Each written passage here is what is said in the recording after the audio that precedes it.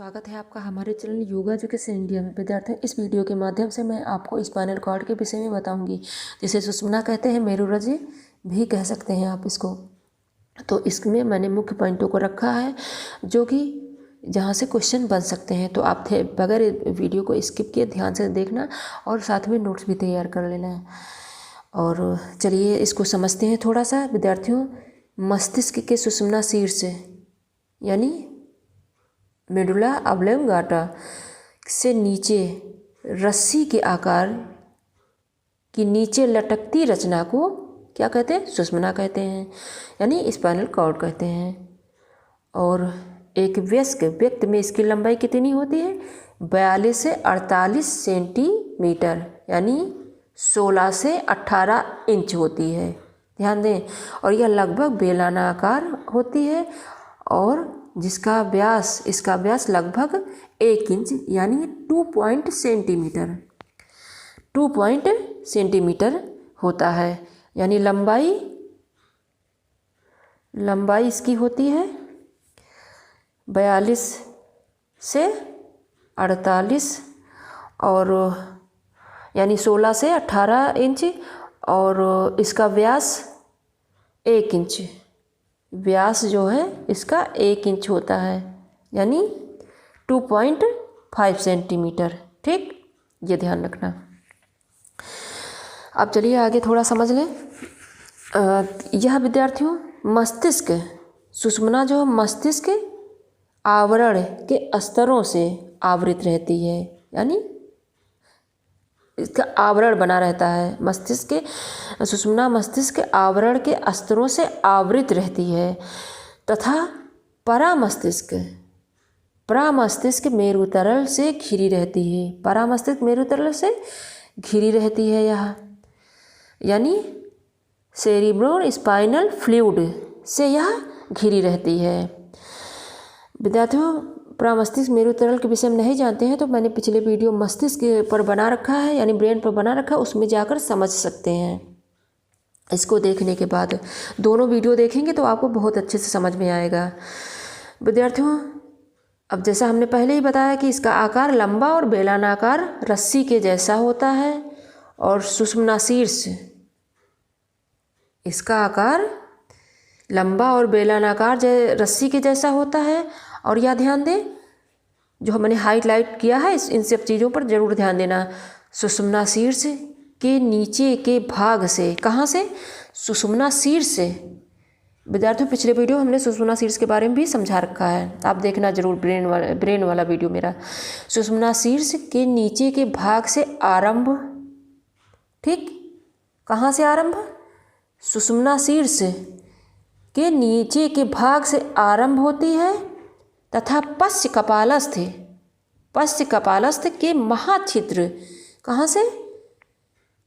पश्च कपालस्थ के महाछिद्र से ये निकलती है तथा कशेरुक दंड, यानी वर्टेब्रल कॉलम से, कशेरुक दंड वर्टेब्रल कॉलम से, यानी के प्रथम शीर्षधर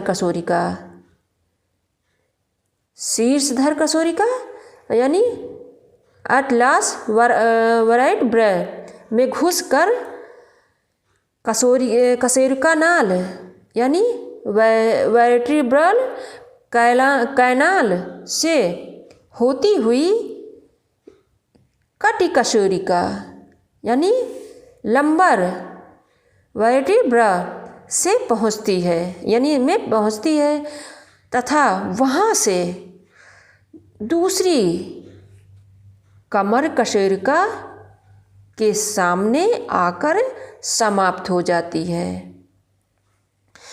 तो विद्यार्थियों, आप दोबारा समझ लें, हमने इसलिए इसको आराम से बताया ताकि आपका कुछ मिस ना हो, आपको ध्यान से आप एकदम ध्यान आकर्षित करके इसको समझें।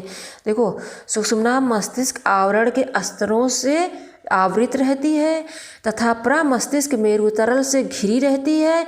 आकार इसका लंबाकार और बेलनाकार रस्सी के जैसा होता है। और पॉइंटों में यहाँ नोट करा दिया। और सुषुम्ना शीर्ष के नीचे के भाग से आरंभ होकर तथा पश्च कपालस्थ के महाछिद्र से निकलती है तथा कशेरुक दंड के प्रथम शीर्षधर कशेरुका में घुसकर कशेरुका नाल से होती हुई कट कशेरुका में पहुंचती है तथा वहां से दूसरी कमर कशेरुका के सामने आकर यह समाप्त होती है। और यह ध्यान दें, वयस्क मनुष्य में लंबाई इसकी 45 सेंटीमीटर तो होती है, यानी 42 से 48 जो मैंने नोट कराया 45 सेंटीमीटर लगभग है। और जो है और गर्दन तथा यह ध्यान दें, गर्दन तथा कमर प्रदेश में यह अधिक मोटी होती है। यानी कि यह नहीं कि एक जैसा ही बन गया, यानी इसका आकार एक जैसा नहीं होता है, बल्कि गर्दन यानी नेक तथा कमर प्रदेश यानी लंबर में यह अधिक मोटी होती है। ठीक, अब आगे मेन पॉइंटों को विद्यार्थियों आप यहाँ पर नोट करना। यहाँ पर इस तरह नोट करना कि वयस्क मनुष्य में लंबाई यानी लगभग 45 सेंटीमीटर। अभी दोनों सही है, ये ध्यान रखना कि ये जो मैंने लंबाई 42 से 48 अगर ये आपके सामने लिखा रहेगा तो ये भी सही है। और ये जो यहाँ पर 45 से लगभग सेंटीमीटर है ये भी आपका सही है। और गर्दन तथा कमर प्रदेश में यह अधिक मोटी होती है। विद्यार्थियों, यह सुषुम्ना भी जो है मस्तिष्क के समान ही एक आवरण जिसे क्या कहते हैं, जिसे मेनिनेज से यह ढकी रहती है। यह ध्यान दें, यह मेनिनेज से ढकी रहती है। इन वर्डों पर जरूर ध्यान दें, यानी सुषुम्ना भी मस्तिष्क के समान एक आवरण, उसे क्या कहते हैं, उसे मेनिनेज कहते हैं, यानी मस्तिष्क के समान ही। इसमें 3 परतें होती हैं। फिर इसमें 3 परतें होती हैं, वे कौन से, दृढ़तानिका, जालतानिका, मृदुतानिका। विद्यार्थियों इनके पॉइंटों को नाम नोट कर लें, उसके बाद यही पॉइंट भी आपसे पूछा जाएगा, ज़्यादा डीपली नहीं पूछा जाएगा। दृढ़तानिका, जालतानिका, मृदुतानिका। विद्यार्थियों दृढ़तानिका ये जो होती है ये सबसे बाहरी कठोर परत होती है और यह मस्तिष्क के सभी नाजुक अंगों की सुरक्षा करती है तथा उन्हें सहारा प्रदान करती है। और इसके ठीक नीचे जालतानिका का स्तर होता है जो दृढ़तानिका से कम कठोर होता है तथा लचीले संयोजी ऊतक का बना होता है। और यह मस्तिष्क आवरण का मध्य स्तर है। ठीक है, और जालतानिका के नीचे मृदुतानिका है, इसका स्तर होता है। और मृदुतानिका में ही रक्त नलिकाओं का जाल बिछा होता है तथा यह प्रमस्तिष्क मेरुतरल से भरा होता है। इसी प्रमस्तिष्क मेरुतरल में मस्तिष्क डूबा रहता है, जैसा कि मैंने पिछले वीडियो में भी बताया था। और यह तरल मस्तिष्क को आघात, चोट एवं बाहरी धक्के से बचाता है। तरल का काम क्या है, जो मेरुतरल है, तो मस्तिष्क को आघात, किसी प्रकार का आघात जैसे कहीं लग जाए गलती से या चोट लग जाए तो बाहरी धक्के से बचाता नहीं, समझ लो लाइफ ही ख़त्म हो जाएगी अगर कोई प्रॉब्लम हो जाएगी इसमें तो। ठीक, विद्यार्थियों आगे समझते हैं। यह जो है दृढ़तानिका, जालतानिका, मृदुतानिका के विषय में मस्तिष्क वाले वीडियो में नहीं बताया था, इसलिए हमने सोचा इसमें बताना जरूरी है। और पॉइंटों में यह आप नोट कर लें। विद्यार्थियों सुषुम्ना धूसर पदार्थ और श्वेत पदार्थ से बनी रहती है। सुषुम्ना किससे बनी रहती है, धूसर पदार्थ और श्वेत पदार्थ से बनी रहती है। ये आप नोट कर लें और इसके डीप में ना जाएं, यानी क्योंकि जो है डीप की संरचना और ज़्यादा हो जाती है। जैसे कि सुषुम्ना में धूसर पदार्थ भीतर की ओर व्यवस्थित रहता है और इसका आकार अंग्रेजी के एच अक्षर के जैसा होता है। और भी आप डीप में जो है समझना चाहते हैं तो इसको बहुत बारीकी समझना चाहे जो है होगा।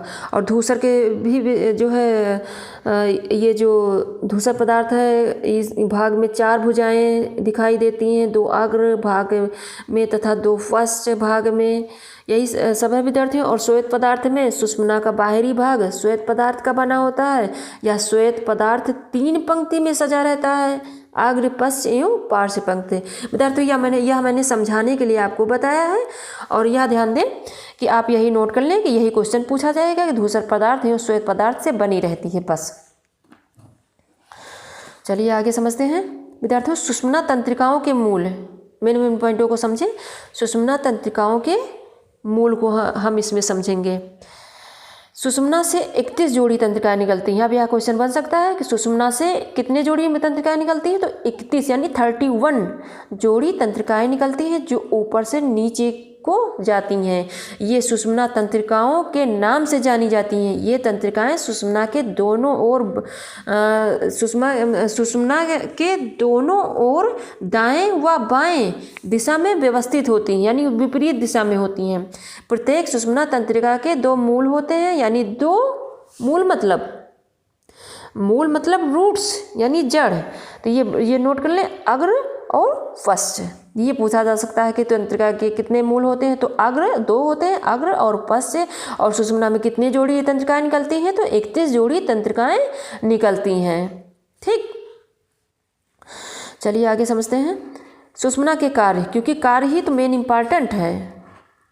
और इसमें से जैसे पूछा जा सकता है कि लगभग इसकी लंबाई और इसका व्यास कितना है, और ये जो है कितने परतों से बनी रहती है, और जिससे ढकी रहती है, किससे ढकी रहती है, या तो मेरिनेज जिससे ढकी रहती है। और इसमें 3 परतें होती हैं, दृढ़ तानिका, जाल तानिका, मृदु तानिका।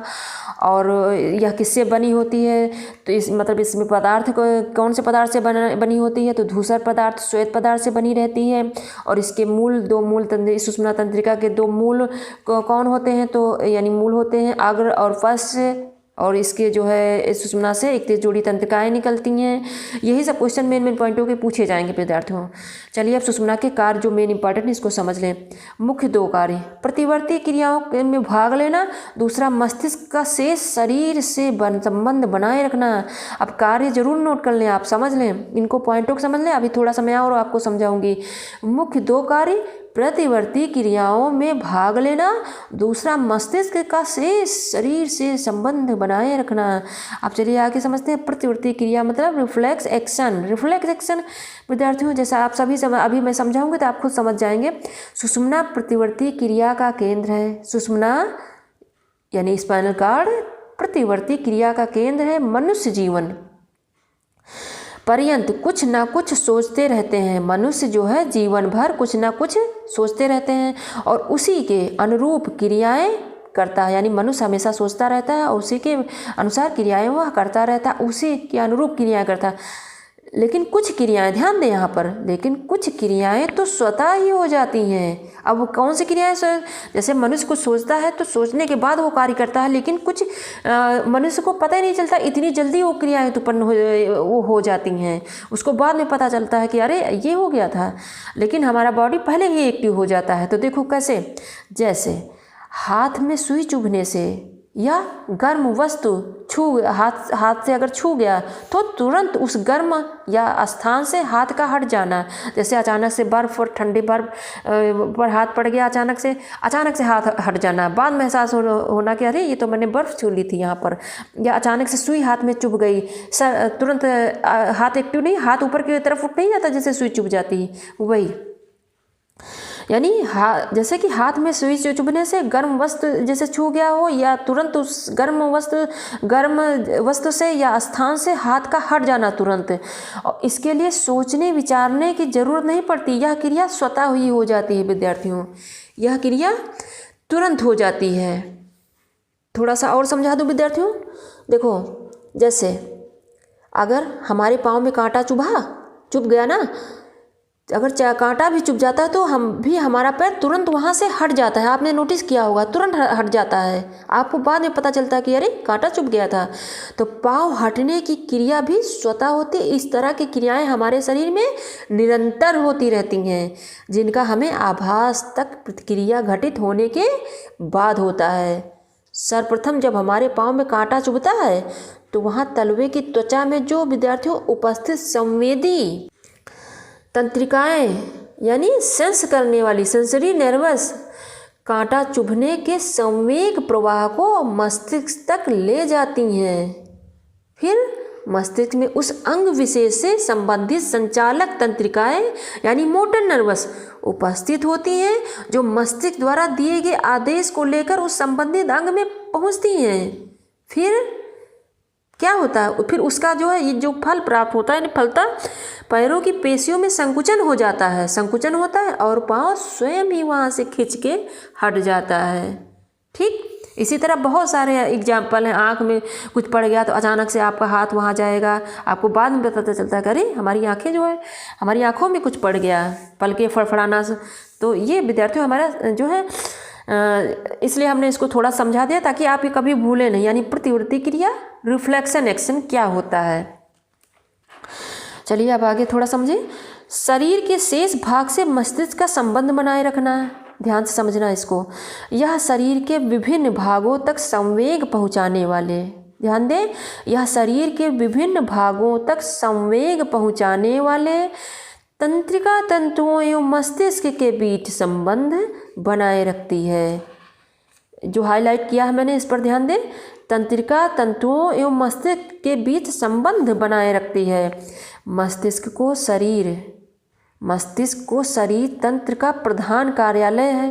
मस्तिष्क जो है शरीर तंत्र का प्रधान कार्यालय है, ठीक, यानी मुख्य कार्यालय है, और सुषुम्ना को सहायक कार्यालय माना गया। अब यह क्वेश्चन बन सकता है कि मस्तिष्क क्या माना गया, तो प्रधान कार्यालय यानी प्रमुख भूमिका है इसकी, और सुषुम्ना इसकी सहायक है, सहायक कार्यालय माना गया है।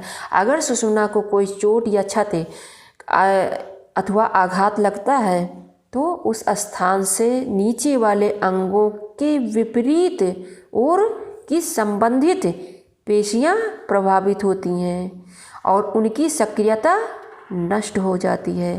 विद्यार्थियों ध्यान से समझें यहाँ पर, क्योंकि ये आपके लाइफ में बहुत ही आवश्यक, यानी जानकारी बहुत ज़्यादा जरूरी क्वेश्चन के लिए। तो ठीक है कि आप नोट कर सकते हैं, शरीर के शेष भाग से मस्तिष्क का संबंध बनाए रखती है। और यह भी थोड़ा पॉइंट नोट कर सकते हैं कि यह शरीर के विभिन्न भागों तक संवेग पहुँचाने वाले, कौन संवेग पहुँचाता है, तंत्रिका तंतु एवं मस्तिष्क के बीच संबंध बनाए रखती है। लेकिन समझने के लिए ध्यान दें, और यह पॉइंटों में नोट कर लें कि मस्तिष्क को शरीर तंत्र का प्रधान कार्यालय बताया गया और सुषुम्ना को सहायक कार्यालय बताया गया है। लेकिन विद्यार्थियों यह समझें कि अगर सुषुम्ना को कोई चोट या क्षति आघात लगता है तो उस स्थान से नीचे वाले अंगों के विपरीत और की संबंधित पेशियां प्रभावित होती हैं और उनकी सक्रियता नष्ट हो जाती है। विद्यार्थियों ऐसा किस तरह होता है, देखो, सुषुम्ना का श्वेत पदार्थ क्षतिग्रस्त हो जाता है। सुषुम्ना का श्वेत पदार्थ क्षतिग्रस्त होता है, वहीं से उस अंग तथा मस्तिष्क का संबंध विच्छेद हो जाता है। ऐसा क्यों होता है? क्योंकि सुषुम्ना का श्वेत पदार्थ क्षतिग्रस्त होता है, फिर वहीं से उस अंग तथा मस्तिष्क का संबंध विच्छेद हो जाता है। जैसे विद्यार्थियों यह ध्यान दें, अगर कटि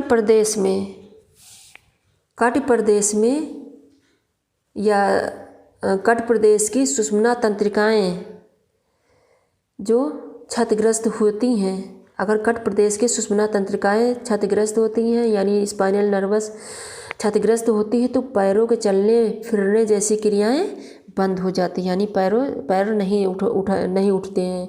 इसी प्रकार विद्यार्थियों ग्रीवा की अगर सुषुम्ना तंत्रिकाएं नष्ट होती हैं तो श्वसन क्रिया बंद होकर व्यक्ति की मृत्यु हो जाती है। ठीक विद्यार्थियों, इस प्रकार थोड़ा सा और समझ लें कि इस प्रकार कह सकते हैं या कहा जा सकता है कि सुषुम्ना मस्तिष्क और शेष शरीर के बीच जीवन आवश्यक संबंध बनाए रखती है। इसमें आए किसी भी विकार का परिणाम शेष शरीर के लिए हानिकारक या हानिकर या घातक हो सकता है तथा मनुष्य का जीवन कष्टप्रद या मरणासन्न स्थिति में पहुंच सकता है। तो आपने विद्यार्थियों समझ लिया होगा यह कितना इम्पॉर्टेंट है, मस्तिष्क और सुषुम्ना हमारे लाइफ के लिए कितना इम्पॉर्टेंट है।